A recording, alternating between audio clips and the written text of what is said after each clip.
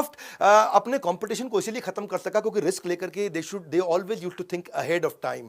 इनकी एक कहावत है, वो क्या है, अगर आप आगे रहना चाहते हो तो आगे की सोचो। अंग्रेजी में क्या बोलते हैं, if you want to get ahead in business think ahead. बड़ा ये मेरे लिए पर्सनल इंस्पिरेशन है, ये कहावत मुझको बहुत पसंद है। अगर आगे रहना चाहते हो तो आगे की सोचो। हमने भी ये बड़ा बिजनेस में प्रयास किया, इसलिए हम भी कैटेगरी क्रिएटर हैं। बहरहाल ये कहते हैं कि मैं $1 मिलियन या $100 मिलियन मैं कितना भी इन्वेस्ट करूंगा, डेटा बहुत एनालाइज करता हूं, मुझको डेटा एनालाइज करना बहुत पसंद है। तो डेटा एनालाइज करके ही रिस्क लेते हैं। और ये क्या कहते हैं, मैं इनके 5 रिस्क बताता हूं जिंदगी के सबसे बड़े। ये कहते हैं कि sometimes to do big you have to take big risk also. पर इनके कैलकुलेटेड रिस्क, पहला रिस्क इन्होंने लिया जब इन्होंने हार्वर्ड को छोड़ दिया और हार्वर्ड ने आगे चल के इनको ऑनररी डॉक्टरेट भी दिया। दूसरा रिस्क इन्होंने लिया 1980 में जब इनकी आईबीएम के साथ डील हुई। इन्होंने अपना ऑपरेटिंग सिस्टम बना दिया था माइक्रोसॉफ्ट का, और आईबीएम ने बोला, भाई बिल्लू भैया तुम्हारा ऑपरेटिंग सिस्टम बहुत बढ़िया, हमको दे दो।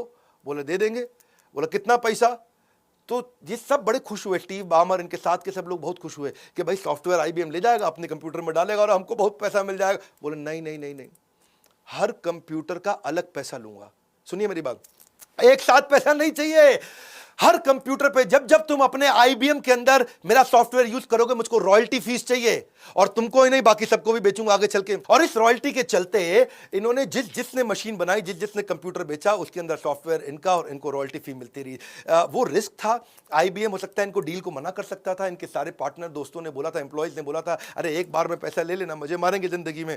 लेकिन इन्होंने एक मुश्त ना लेने की जगह रॉयल्टी का फोकस किया तो पूरी दुनिया कैप्चर कर गए। तीसरा इनका रिस्क था कि इन्होंने, एप्पल ने जब अपना ऑपरेटिंग सिस्टम 84 में लॉन्च किया, सबने बोला तू अलग कर भैया, तेरा चलेगा नहीं, एप्पल बहुत तेज आदमी है, स्टीव जॉब्स है वहां पे।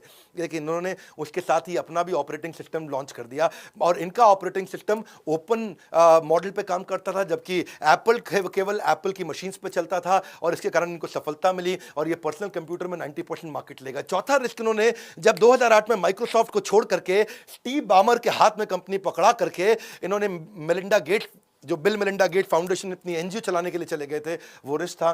लेकिन स्टीव बामर और उसके बाद हमारे इंडिया के सत्या नडेला, माइक्रोसॉफ्ट आज भी अच्छा चल रहा है। पांचवा रिस्क इनका था कि जब इन्होंने $5.5 बिलियन पोलियो के लिए खर्च किए थे, उसमें काफी पैसा इंडिया में इन्होंने लगाया था। $5.5 बिलियन, आप भी समझ सकते हैं मेरी बात को। लगभग 35-40 हजार करोड़ रुपया इन्होंने पोलियो को खत्म करने लगाया, जिसमें बड़ा रिस्क भी था, कोई गारंटी नहीं थी। लेकिन केवल वो लोग बहुत दूर तक जाते हैं जो लगातार सीखते हैं। ये अपने डेटा को एनालाइज करके लगातार सीखते भी रहे। सीखने की आदत इनकी जबरदस्त।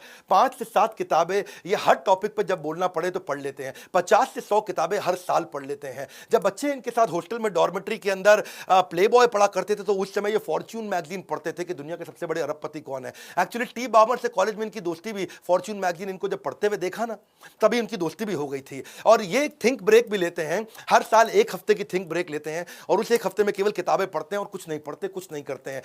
माइक्रोसॉफ्ट जो है ये हर साल एक बिड भी लॉन्च करता है कि कौन इस फाउंडेशन को सबसे ज्यादा दान देगा। जो सबसे ज्यादा दान देगा उसको बिल गेट्स अपना घर घुमा के दिखाएंगे, हैं जी, उसको घर में लेके जाएंगे, घुमाएंगे। आपको भी बिल गेट्स के घर जाना है तो उनको दान दे देना जा सकते हो। वैसे अच्छा, इस समय कोविड के टाइम पे यही दान देना चाहिए। मैं भी कंटिन्यूसली प्रयास करता हूँ, कोशिश करता हूँ अपने दान के बारे में बात ना करूँ, लेकिन लगातार प्रयास करता हूँ। अपने दोस्त वॉरेन बफे को भी साथ ले लिया, भाई तू भी 90% दान देगा, मैं भी 90% सारा पैसा दान दे दूंगा। अपने बच्चों को केवल $10 मिलियन दे रहे हैं, अपनी टोटल वेल्थ का केवल फ्रैक्शन है। आप जानते हैं बिल गेट्स का नेटवर्थ $129 बिलियन। $129 बिलियन मतलब समझो 10 लाख करोड़ रुपया। ऐसा समझो बच्चों को कितना दिया, 10 लाख करोड़ है, 10 लाख करोड़ का 10% 1 लाख।